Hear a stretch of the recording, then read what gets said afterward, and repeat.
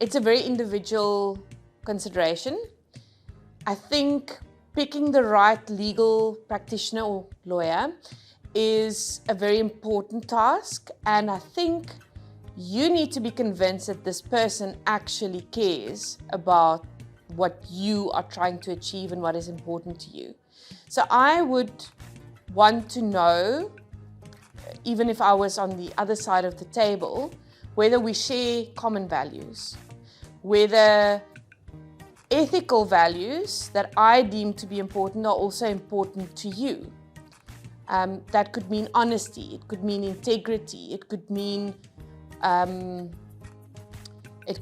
progress. Whatever is important to you as your highest ranking values, your ideal legal practitioner needs to share those ethical values with you. I think it's important to gauge experience. How long have you been in practice? How long have you been here? Could you maybe share some of the interactions you've had? Remember, lawyers are bound by client confidentiality. So make sure that when you get that response, the response is given with consent.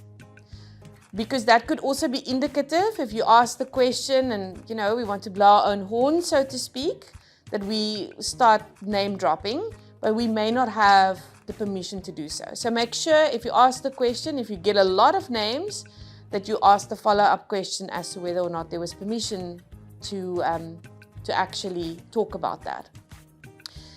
That would seem to be a judgmental kind of question, but I think it goes to the ethics. Really, sometimes in legal work, people feel ashamed. Even when there's no logical reason to feel ashamed, you do. And certainly you wouldn't want to bare your heart or your least proudest moment in the presence of this person who would go and tell someone else. And that would be the likelihood if name dropping occurs. I also think it's important to gauge whether the person understands business.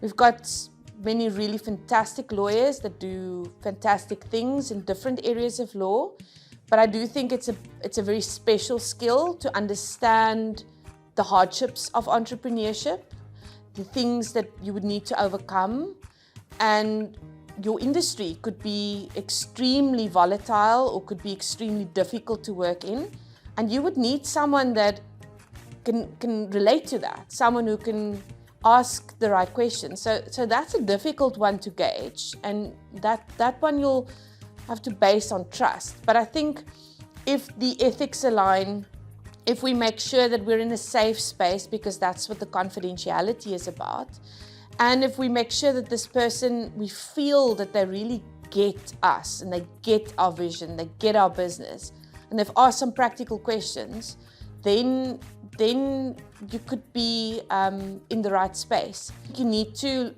at the very least, look at some of the ingredients that make the engagement a solid, healthy engagement.